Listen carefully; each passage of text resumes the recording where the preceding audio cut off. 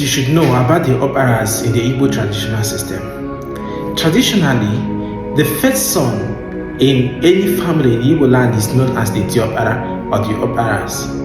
The Oparas inherit not only lands or properties, but they also inherit responsibility, ancestral obligations, leadership during crisis.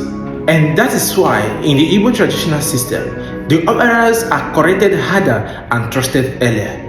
They are prepared to lead, they are trained to lead even when they feel unprepared. They become the family's voice, an example others should follow. Someone every member of the family looks up to. They become the family's voice, an example everybody must follow, the keeper of tradition and ancestral lineage. Mistakes cost more. Strength is expected. In Igbo land, the first son is the custodian of ancestral rights, land, and lineage.